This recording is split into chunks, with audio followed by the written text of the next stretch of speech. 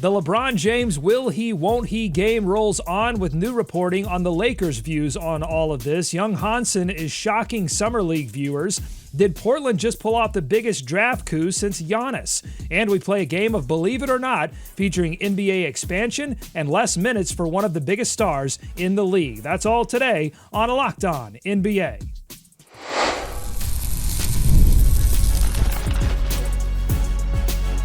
You are Locked On NBA, your daily NBA podcast. Part of the Locked On Podcast Network, your team every day. Welcome to Locked On NBA. Thanks so much for making us your first listen of the day. We are free. We are available wherever you get your podcast. Part of the Locked On Podcast Network, your team every day. I'm Doug Branson, host of Locked On Hornets and your Shot Clock Sherpa, guiding you through the NBA's biggest stories every day with the help of Locked On's local experts. And I have two of the best with me, as always, sitting in for Matt Moore the rest of the week. It's Wes Goldberg of Locked On Heat. Wes, pro golfer Wyndham Clark was banned from a tournament after damaging his locker because he missed a cut. Which NBA player would be most likely to face punishment for damaging NBA property?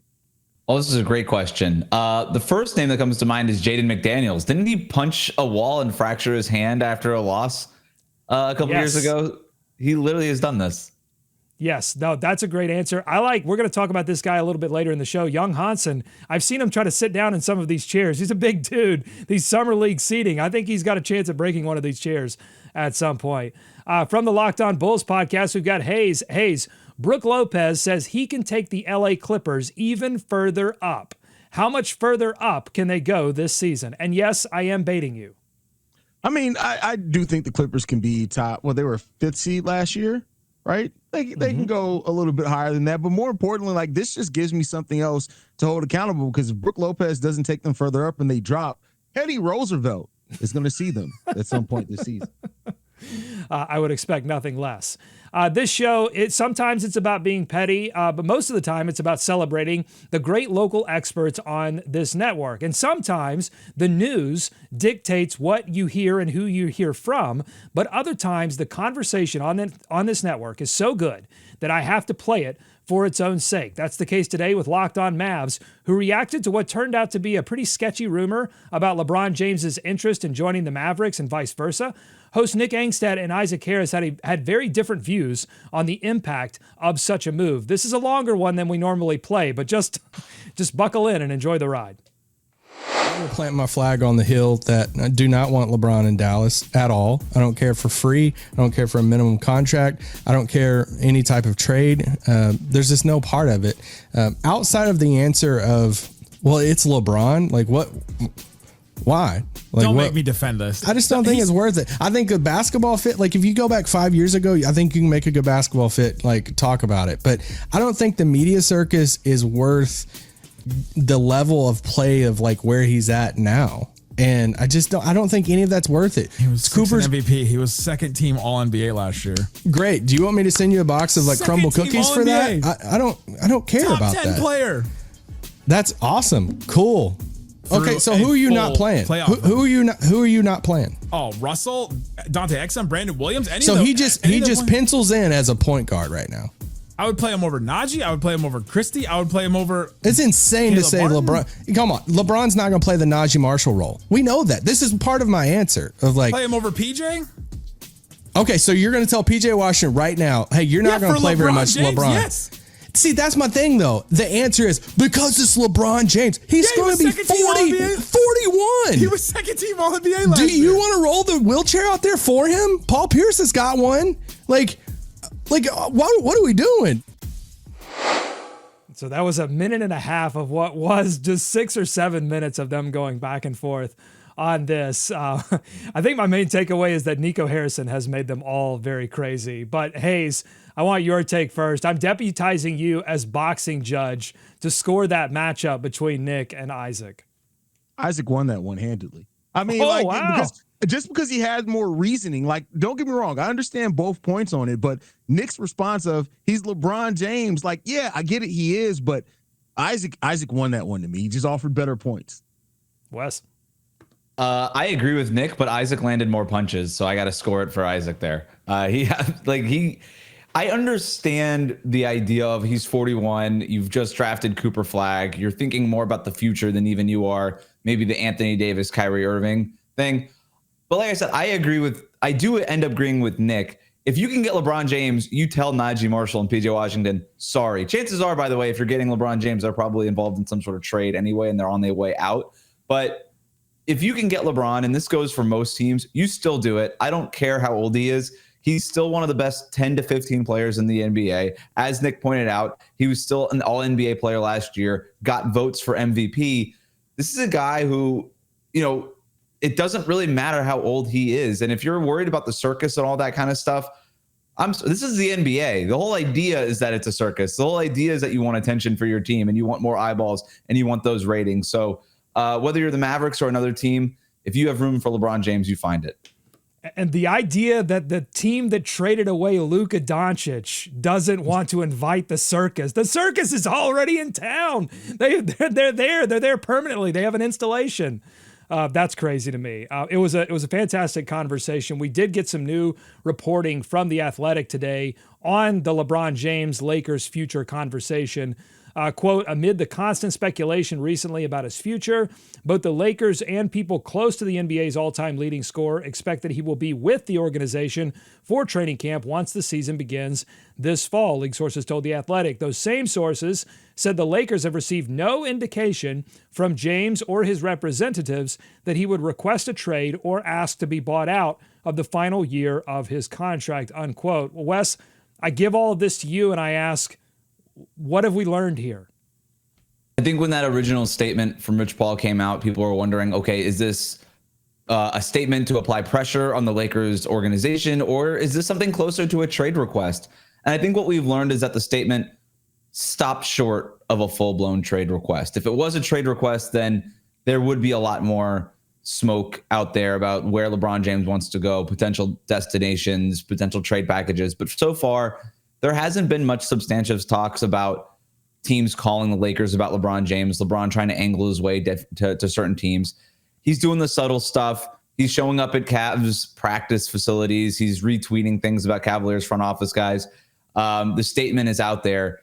But overall, no, it does not seem so far like that trade request has come. That said, I don't know that means it can't come eventually. It hasn't come yet, but that doesn't mean that it won't come. And I think LeBron is rightfully so playing this out the right way. Like, I mean, either way, LeBron's going to be able to go to where he wants to go. If he can just wait one more year and go into free agency, like he's going to have his pick of the litter as far as teams that are going to try to add LeBron James. So him not having a trade request yet doesn't surprise me. Doesn't surprise me at all. But as we move forward into the season, and as we know, like this offseason has already shown anything is possible in the NBA. And if LeBron does decide to request that trade, I'll be here for sure to watch the fallout of that. Well, and you say that LeBron James has played this well. I think a lot of people would look at this situation and say the Lakers have played this well. They called the bluff. They didn't succumb to another LeBron James power play. But Haize, do you think that if LeBron James plays this contract out and he jumps, back into the free agency pool and has, several teams approaching him, will we see another will he, won't he? Where is he going? Are we going to do this all over again with Rich Paul statements? Or do you think LeBron James has maybe this whole process has humbled him a little bit? Like, hey, maybe I am sort of on the way out and maybe it's time to just sort of quietly do my business and go to whatever team I want to go to.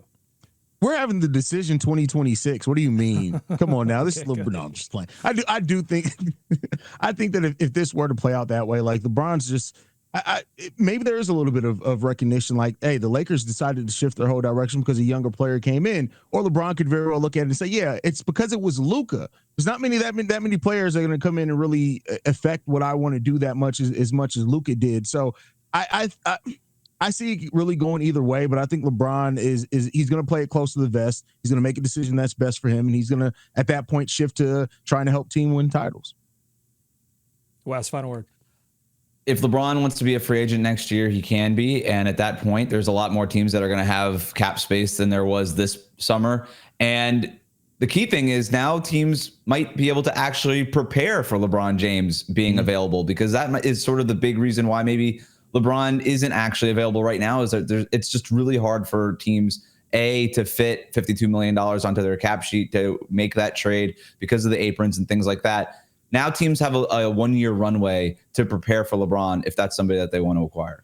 And maybe that's part of what, under the surface of what Isaac was talking about there, about the circus and about who's not playing, is like Dallas has been setting up plans for certain players and certain roles, and bringing LeBron James would, into this offseason, would mess a lot of that up. And so I think you make a great point there, Wes. Teams are going to have time to prepare for that to happen as opposed to breaking up what they already have in gear. All right, coming up on Locked On NBA, we've got a lot more show to do. We've got Believe It or Not, including NBA expansion. Lauri Markkanen, is he out of Utah, or does Utah, or do they really believe he's part of their future plans? Plus, which players in the NBA right now have a consensus around them that Wes and Haize believes is not exactly what reality is telling us? That's ahead on Locked On NBA. Today's episode of Locked On NBA is brought to you by Monarch Money. Ever wish managing your money felt easier? With Monarch Money, it can be. Whether you're saving up or planning something big, Monarch puts you in the driver's seat. I use Monarch Money, and right now my family is planning a big trip to Disney, and we're using Monarch Money to make sure we have all of our ducks in a row in order to see, the big mouse in the house. It's like having your own personal CFO, giving you full visibility and control over your finances. Monarch isn't just a budgeting app. It is a full financial command center, letting you track your accounts, your investments, your spending, and even plan for those future goals, all in one clean, easy-to-use app. That means less time stressing about your money and more time making it work for you.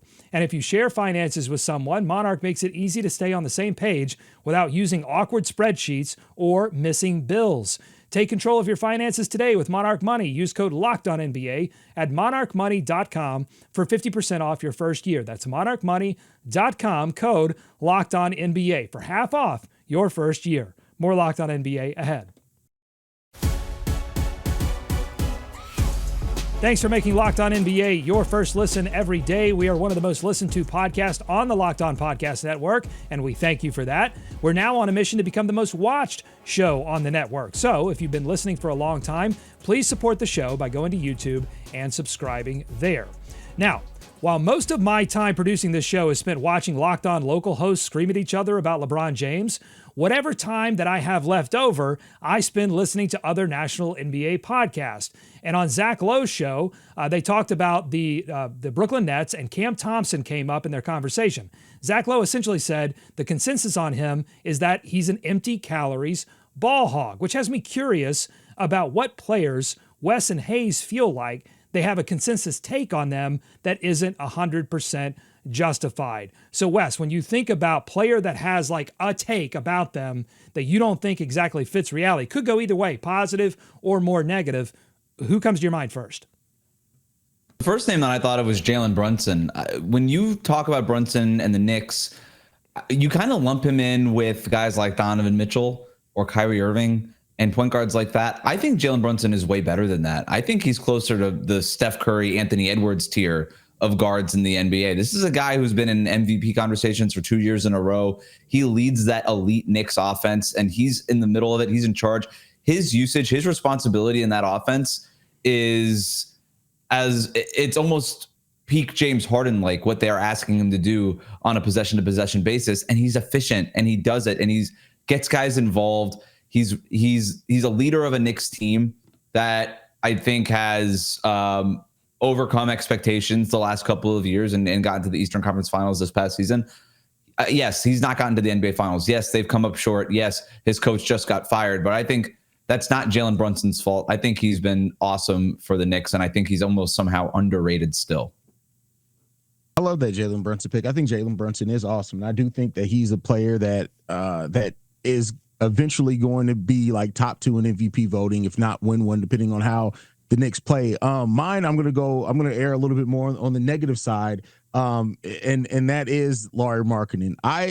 Lauri was a Bull. And so I have a lot of time with Lauri Markkanen. And I think that the thing is that Lauri, to me, is somebody that every time his stats are great to good, It's been on losing teams. I view the way that you said that people talk about Jalen Brunson, that is almost how Lauri is a guy that to me is empty calorie stats. Like he not to say that he's not good and he can't, like if he's in the right environment, he can't put up numbers, but like for the some way that people talk about Lauri as if he's like this revolutionary big or one of the unicorns sometimes, I don't see it with Lauri. I think Lauri is a guy that can put up numbers on bad teams, and I, for one, haven't seen Lauri Markkanen play winning basketball yet.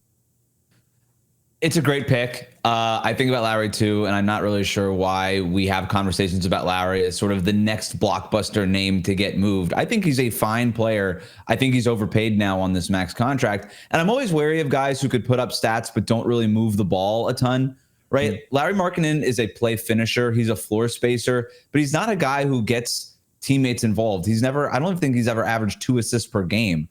He's certainly below that on his career average. He's not a guy who you necessarily run offense through. And I think Utah found that out the hard way these last couple of years. And so then that means, what is he? Is he just sort of a better version of Michael Porter Jr., who the Nuggets just had to attach a first-round pick to get off of?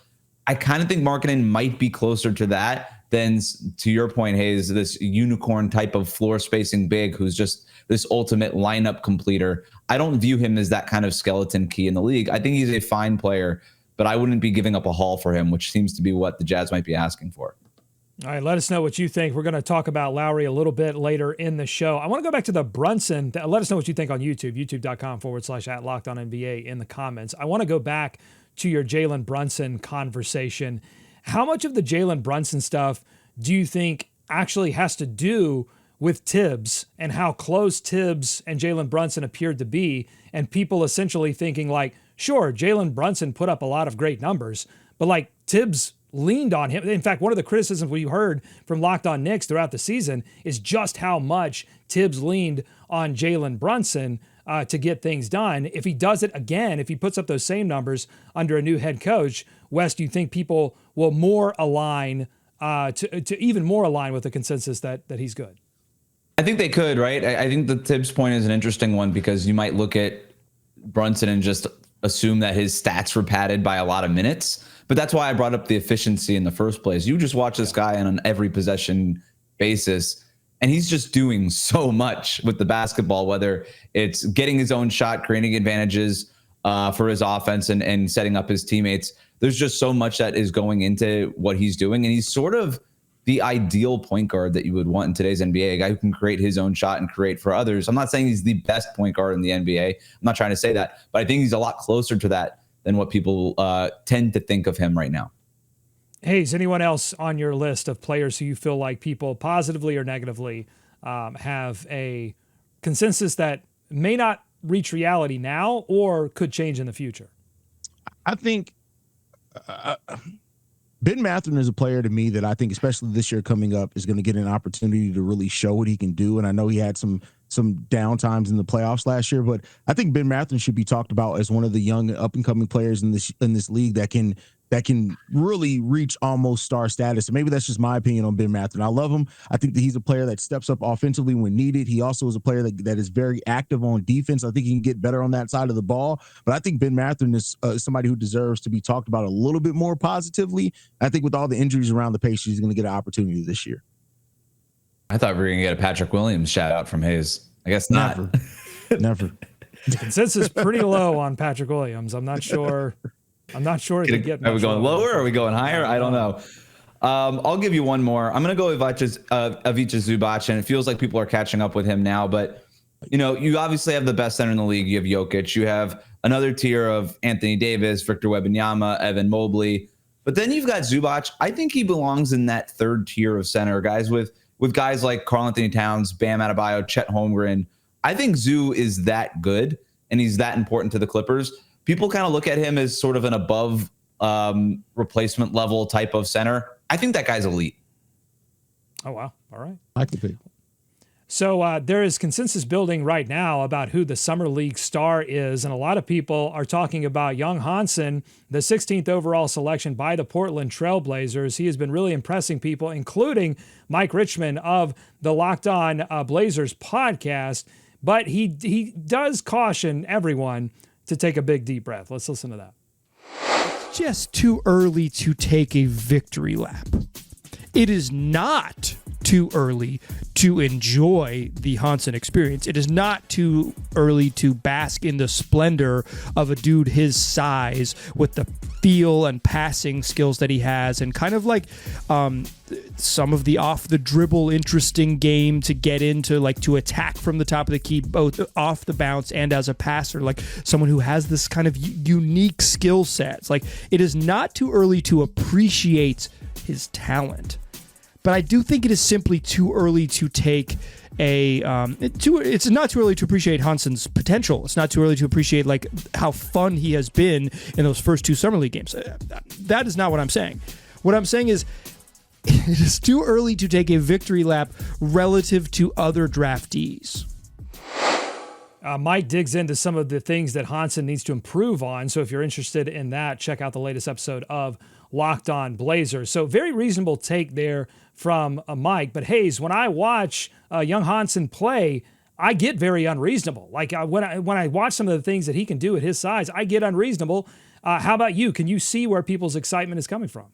Yeah, absolutely. You can see where the excitement's coming from. At his size, with that ability and that skill level, everybody should be getting excited. Now, you don't want to temper those expectations. We've seen players before have amazing summer leagues and end up not really doing much in the NBA. We've seen players that have had terrible summer leagues that end up being stars in the NBA. So, I mean, temper the expectations, and I think take on it where his skill set is. Let's see the caliber that he's able to do that in the NBA. But there's tons of reason to be excited over Hansen. The guy is so skilled, so big, and just a smart basketball player that there's a lot of reason to be excited there. A ton of reasons. And first of all, great take by Mike Richmond on Locked On Blazers. That's why the Locked On Network is so great, because you get reasonable, thoughtful takes like that from the local experts. But it's worth pointing out, and I like that he pointed out, it's okay to just get excited about this dude. It's only Summer League. We have no idea what it's going to look like in the NBA regular season. But I do think that based on where they took him and the response on where they took him after they drafted him in the middle of the first round, and everybody was like, huh? Who? What? Who is this guy? And now we get to watch him play in Summer League. We're like, oh, this is this guy, the Chinese Joker. Like, this is what it is. And you hear that, you automatically, obviously, roll your eyes. But then you watch the way that the Portland Trail Blazers are deploying him in Las Vegas right now. They are literally running the same plays through young Hansen that the Nuggets run through Jokic. They are running the same exact split cut actions that the Nuggets have run with Jokic for years. It does not mean that Hansen's going to be able to do that at the NBA level, but he is literally doing it right now in Las Vegas Summer League, and that's something to get excited for. If he's able, and he has touch, he's got that anticipatory passing ability to get guys open. He also has touch on the three-point shot, which is really fun. And by the way, he's got a big personality. We're seeing the celebrations. We're seeing all that stuff too. If you're a Blazers fan, you totally could get excited about this guy. But yes, it is probably too early for a victory lap. But that's the best time to take a victory lap, when it's too early, because no one's going to call you on it. If it doesn't turn out, no one's going to call you on it. Just take the victory lap now. Summer is for feelings. I keep trying to tell people this. I think like, I don't think there's any problem with hyping this kind of thing up, because either the player lives up to that hype, or they weren't going to live up to the hype to begin with. I don't think it's damaging, particularly to a guy like Hansen, who he essentially bought his own ticket into the draft and had to come down from the rafters because he wasn't invited to the green room, and suddenly found himself in this place where he was almost a top 15 pick in the NBA draft. So I agree with both of you. Tons of reason to be excited, and I think he seems like the kind of guy that wants to invite that sort of hype and then live up to it. All right, coming up on Locked On NBA, we do a segment of Believe It or Not, including on NBA expansion. We get an update from Adam Silver on that, and much more. Stick with us, Locked On NBA.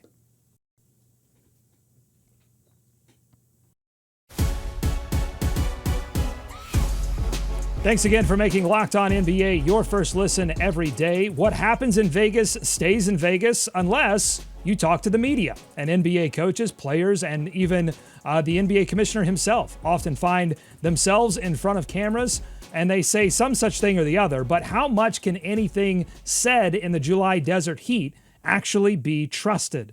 Let's play a game of Believe It or Not, starting with ESPN's Tim McMahon, who had a report that the Utah Jazz do not intend to make Lauri Markkanen available in trade talks, despite offloading other veterans like John Collins and Colin Sexton. Haize, believe it or not, the Utah Jazz being committed to making Markkanen part of their young player future. I believe it when he signs another contract there. I don't believe anything Danny Ainge says. Everybody's on the market, especially if they start winning more games than expected. Everybody's going to be on the table that's above the age of 23. So I don't believe it right now, but I understand why they say it can actually help his trade value. I believe that Austin Ainge is a whole lot like Danny Ainge. That's what I believe, because this is the same exact Danny Ainge playbook. From the Donovan Mitchell, we're not trading him. From Rudy Gobert, we're not trading him. We saw the same reports, basically the same kind of language a few years ago when Danny Ainge first took over the Utah Jazz and talked about, oh, no, we're not going to rebuild. We're not going to trade Donovan Mitchell. We're not going to trade Rudy Gobert. Here's just a couple of quotes from that Tim McMahon story. It would be too much to describe Markkanen as untouchable, but the Jazz still project the all-star forward as a key player in their future core. That's, you just take Markkanen's name out, put Gobert's name in. Another quote, it would take quite a haul for the Jazz to consider moving Markkanen. Ding, ding, ding. That is the Danny Ainge special right there. I would be shocked if Markkanen is on the Jazz for another couple of years. This is exactly what the Ainge family does and projects right before they start actively shopping a star player and trying to get a ton of value out of them. All right, next up, NBA Commissioner Adam Silver spoke to the media after a Board of Governors meeting and said that the league is officially exploring NBA expansion, but that nothing is predetermined. They are essentially in a research phase. Wes, NBA owners deciding in the next few years to share their new TV deal pot of gold with two more teams. Believe it or not? It depends on what a few more years is. I believe let's say that three. Let's put a 3 on it. I think within the next, I could see them voting on expansion within the next 2 or 3 years. I do think that they want to see how this media money impacts their bottom line in these next couple of years. I think they want to honestly just get some of that money without having to share it with new owners for a few years before they cut the new owners in. But then again, the new owners come in, and then you get an influx of immediate money with the expansion fees. You get that. And maybe that influx of immediate money could help as yes, we keep talking about national media rights and these huge new TV contracts nationally. What we tend to ignore is the dissolving regional sports networks. And those things are quickly dying here. In a couple of years, these owners might say, you know what, these regional sports networks are even in a worse place than they are right now. Maybe we can use that immediate influx of expansion money. So I think that the owners probably want to just ride this out for a couple of years, see what the market looks like, see what the new TV revenue nationally does for them, and then in a few years, then maybe cut in a couple of new teams. Yeah, I agree with that. I think expansion, you can only hold it off so long. It's coming. I think that the NBA and the owners are going to want to branch out to new markets. They're going to want to get more money, especially with how the league is growing. But Wes makes a great point there, is to have a couple of years to split that money now before you bring in new owners. It's going to come. And I think that the cities that it's going to come to are cities that are going to make sense for the NBA to continue to branch out and make more money. And we'll just wait till it happens. Seattle needs a team, though, by the way. Well, there you go. And then Adam Silver seemed to make that point as well about the regional sports network, that essentially they don't know what the future is going to hold. Like, how are people going to watch these teams that are on these RSN deals? It might be the NBA collecting them all and doing some kind of, NBA-led network. But if that's the case, it would be, according to Silver, it would be unfair to bring a team in and essentially say, you're on your own. Figure out how to distribute these games, and because there's a cost associated with that on top of what the fee would be. So yeah, I think it's not going to happen in the following season, but certainly it seems like it's on the horizon.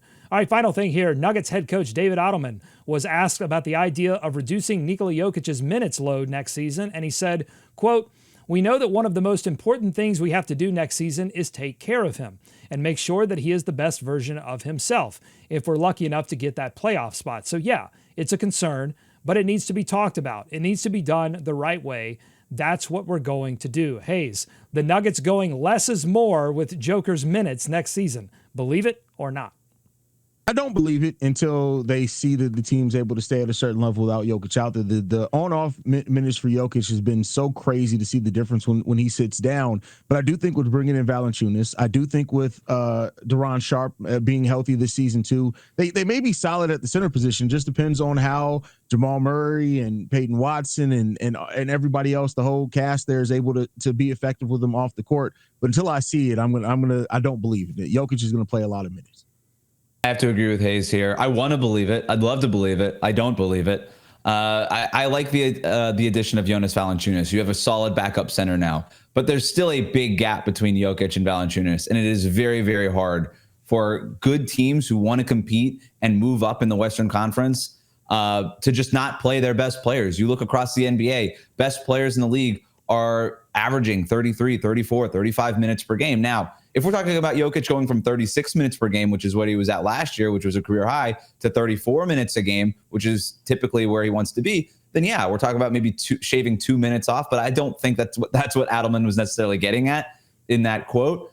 I don't see like a minutes management thing happening here where they're able to treat him like late career Tim Duncan and max him out at 30 minutes per game. It's just really hard not to play your best players, especially where they're the fulcrum of your entire thing. I believe that it was very smart to say this instead of the other thing, which is like, no, I'm going to play him, as many minutes as possible. The only coach that could get away with that was Pop. Like Pop could say, no, I'm going to play this guy every single minute because he's the best player in the league.